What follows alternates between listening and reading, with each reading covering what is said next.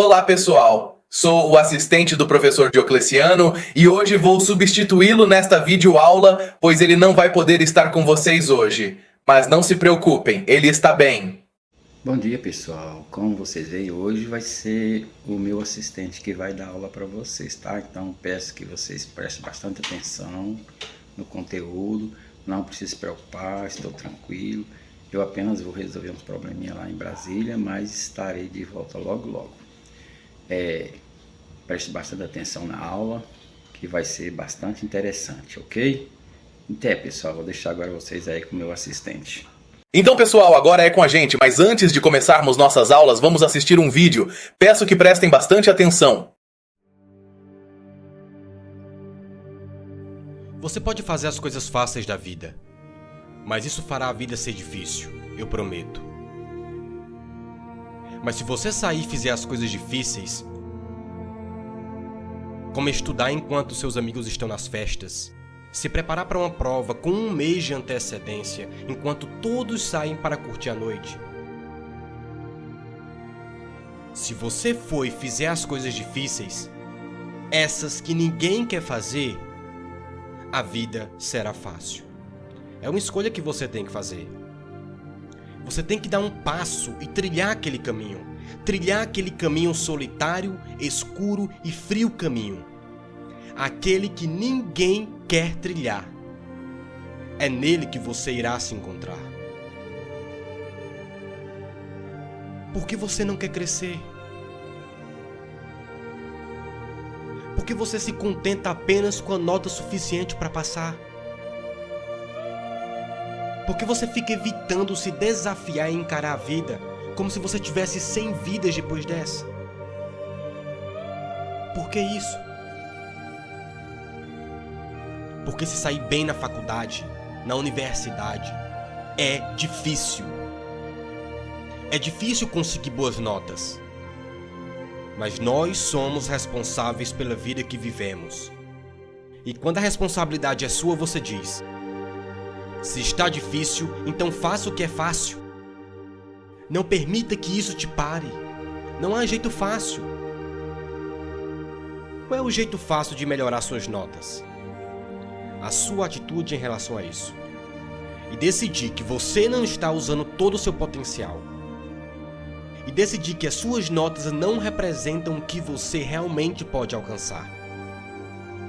Uma vez eu ouvi uma frase que falava o seguinte: quanto mais eu vivo, mais eu percebo o impacto que a atitude tem nessa vida. A atitude para mim é mais importante que os fatos, é mais importante que o passado, educação, dinheiro, circunstâncias, falhas e sucesso que outras pessoas pensam ou dizem ou fazem. É mais importante que aparências, dons ou habilidades. E nós temos uma escolha, a cada dia, a atitude que iremos tomar na vida. Você não pode mudar as notas que você tirou no passado. Você não pode mudar as provas em que você falhou. Você não pode mudar nem o que você fez ontem. Mas você pode mudar a forma de fazer as coisas novas amanhã. Esses momentos onde você pensa que você não pode fazer algo, quando você quer procrastinar, quando você fica tipo, amanhã eu faço, é exatamente aí que você precisa agir e fazer. Quando as coisas ficam difíceis, não pergunte, por que eu? Respire fundo e diga, pode vir, porque eu sou mais forte do que qualquer coisa que possa jogar em mim. Porque eu estive no caminho escuro, estive sozinho e mesmo assim eu me reergui.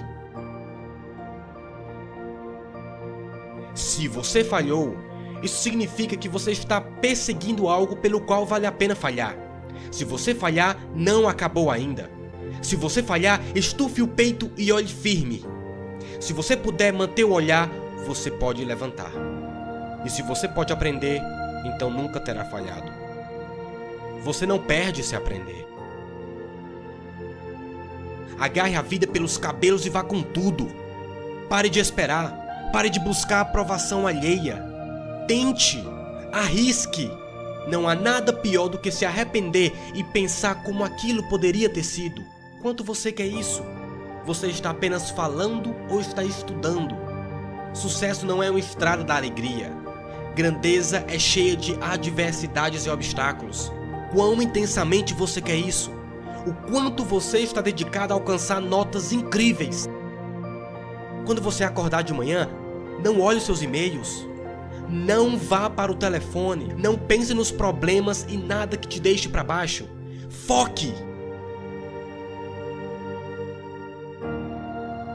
Você tem que tomar uma decisão. A de parar de inventar desculpas e fazer o que tem que ser feito. Não há ninguém nesse mundo que irá te dar aquilo que você quer. Você tem que ir até lá e conseguir o que você quer apenas através do estudo. Ser talentoso não é bom o suficiente.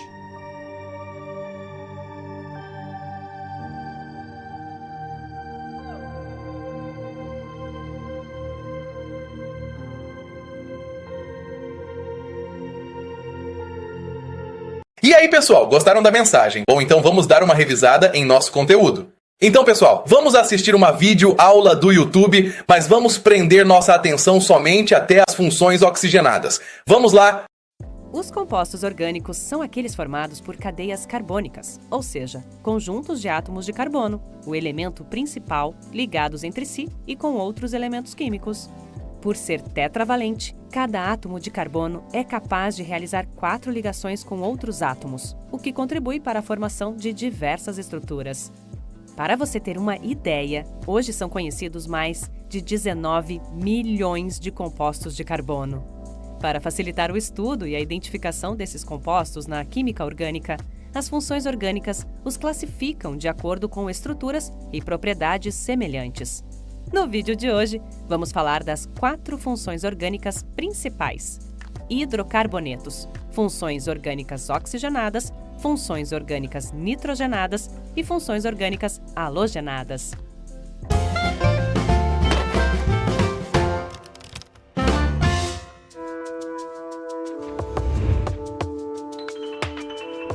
Hidrocarboneto é todo composto orgânico formado exclusivamente por carbono e hidrogênio. São largamente utilizados na indústria química, sendo essenciais na produção de combustíveis, plásticos, solventes, borrachas, detergentes, medicamentos, dentre outros. São obtidos principalmente do petróleo, uma mistura complexa de compostos orgânicos que pode ser encontrado em espaços na estrutura de rochas subterrâneas e abaixo do fundo do mar. Depois de extraído, o petróleo bruto é encaminhado para a refinaria, onde lá ele é colocado em uma fornalha que quebra moléculas complexas em moléculas mais simples. A esse processo damos o nome de craqueamento. Essas moléculas mais simples são encaminhadas para uma torre de destilação e lá são separadas de acordo com seus pontos de ebulição. As moléculas, ao chegarem na torre, vão se deslocando pelo seu interior até serem recolhidas e armazenadas junto com outras moléculas com pontos de ebulição semelhantes, formando desse jeito uma fração de petróleo. Na parte inferior do equipamento, são recolhidas as frações mais pesadas, que apresentam temperaturas mais elevadas. E na parte superior, são extraídas as frações leves, com menor ponto de ebulição. Esse tipo de separação acontece porque quanto maior a massa molar, maior o ponto de ebulição dos hidrocarbonetos. Vamos trabalhar com um exemplo. Uma molécula que possui ponto de ebulição de 200 graus Celsius estará no estado líquido abaixo dessa temperatura e no estado gasoso acima dessa temperatura. Portanto, essa molécula será recolhida na primeira fração, de baixo para cima, em que se apresentará no estado líquido, ou seja, será recolhida na fração querosene. Os hidrocarbonetos são compostos praticamente apolares, com baixos pontos de fusão e ebulição, se comparados aos compostos polares. Possuem densidade menor que a da água, são insolúveis em água e solúveis em outros hidrocarbonetos.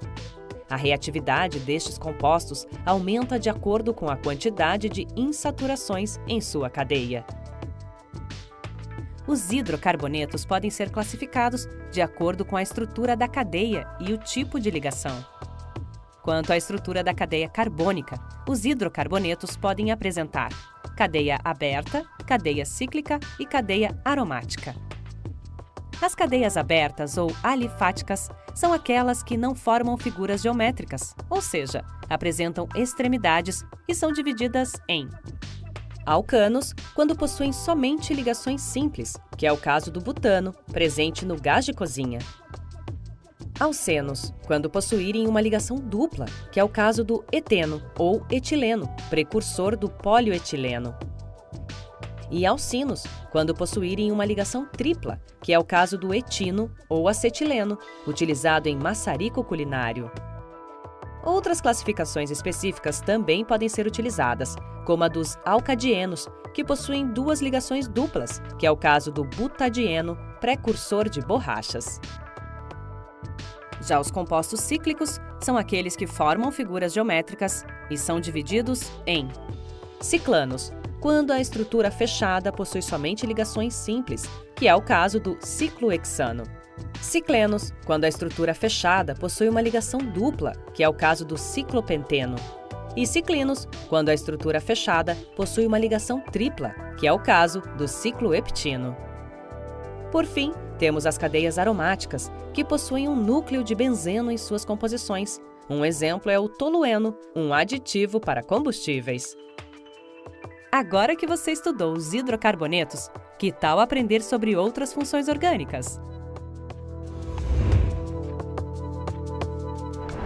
As funções oxigenadas são aquelas que possuem pelo menos um átomo de oxigênio em suas estruturas.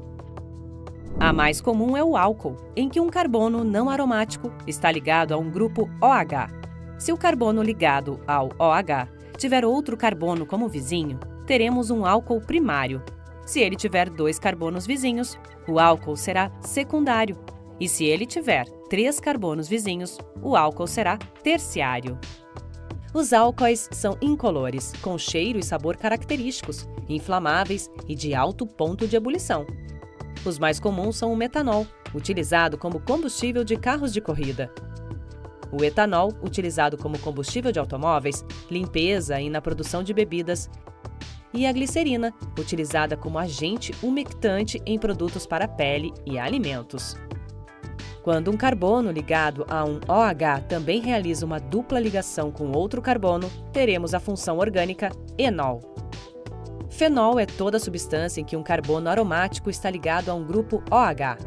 São muito utilizados na indústria de cosméticos, perfumes e corantes.